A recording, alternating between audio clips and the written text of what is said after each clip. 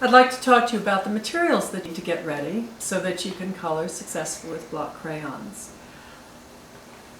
I use the Stockmar block crayons, and I know you can get them in sets with all the colors. And as I told you before, I like using just the primary colors because it's with the primary pigment colors that you're able to create all of the colors in the rainbow. The pictures that are behind me, pictures I'll be showing, everything that we will be doing on this tape will be with the three colors. I do sell the three colors because I feel that instead of asking everybody to buy numerous sets so that they can get the primaries, then we can have them because they do wear out. If you're using them a lot, then they'll be wearing down very quickly. So these crayons are made with beeswax, and they have very highly saturated color that comes up with wonderful jewel tone quality. The three colors from the primary are the carmine red, the ultramarine blue, and the lemon yellow. And sometimes the lemon yellow looks like it has a green tone to it, but it comes out on the paper very intense and makes a nice green when mixed with the blue, and makes nice orange colors with the red. The reason that I like to work with the primaries is that we want the children to experience how the colors come out magically from just the primaries. How many different greens there are. If you take a green that's already mixed green crayon, that's the only green you're going to get. But if you mix blue and yellow together, you're going to get all these different colors of green, depending on how much blue or how much yellow or how intensely you press down. Or even what order, if it's yellow or blue. The same with, of course, the red and the blue for the purples, and the red and the yellow for the oranges. And so I feel that we start with the seed, and the seed of the full spectrum of colors is the three primary colors.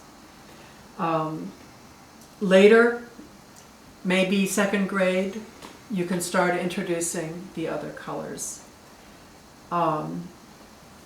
So we have these crayons. Now, it's a rectangle. Yes. We've got the longest side, which is why they were designed. So it will make a band of color. We can call this the long side, or you can call it for the young children Papa Bear. Then we have a medium side, and that can be medium or it could be Mama Bear. And of course, then we end up with Baby Bear, which is the little side there. And then you also have the point. Now this is a brand new crayon. This one, you can compare the two, is worn down quite a bit. And this edge here of Baby Bear has turned into a smooth round edge. And as is happening with all of these other, you can see how they're worn away. And that's just what's going to happen with the crayon. You can color with them in such a way that you can maintain a point if you wish, but it's not so important. So we have the crayons. We need paper. I say to use paper that's at least 50-pound weight. Typewriter paper, copy paper tends to be too thin and also a little bit too slick. You want something that has some substance so it can really take the crayons. Because when you work with these crayons, you use your will, you're pressing down, and the paper needs to be able to hold the wax from the crayons. This size, let me see if I have a main lesson book here. There's a main lesson book, excuse me. Here's one of the larger main lesson books. I would not suggest getting paper that's any larger than this, mainly because there's so much effort put into filling the picture, filling the page with color, that the larger sheets that you have are going to take much, much longer. And I think the children might lose interest, I don't know. I've just found that this seems to be an ideal size for working with for the children. Besides drawing paper, or of course the paper in their main lesson book, I like to have some newsprint handy. And this is a 14 by 17 pad. I like to have just sheets of newsprint for cleaning my crayons off with. Maybe if it's a brand new crayon, maybe I'm going to be working on the edge a little bit so it's not quite so sharp, because sometimes that sharp edge will leave a line in the drawing that I might not want. So I always keep a piece of newsprint handy. Besides the paper, I recommend that you have a drawing pad of something to cushion the paper that you're drawing on. Now, for years of my teaching, I always used these handmade paper drawing pads. And what it is 2 sheets of wrapping paper without any creases in it, and up to 11 sheets of flat newsprint, again with no creases. So don't use an old newspaper because they have creases in it. The creases will come through onto the drawing. They're sandwiched together, and then I just put tape around the edge. Now, I've used these for years. The children are used to it, and they know that, sometimes they put their name on it.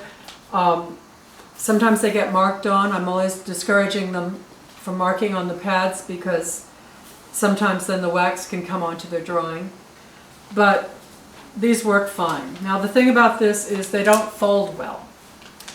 And I recently came up with a new product, which is a vinyl drawing pad that cushions very well. You can roll it up, put it in your backpack if you need to, or wherever if you're going anywhere. And it's also washable.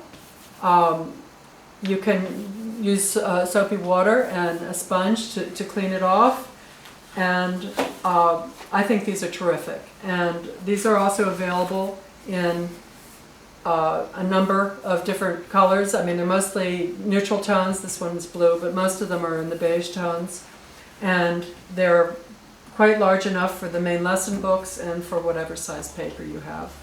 So you have the crayons, the paper, a scratch paper for cleaning your crayons and maybe trying a stroke if you want to try it there before you actually do it on your drawing. And then your pads, either the vinyl pad or the paper wrapping pad.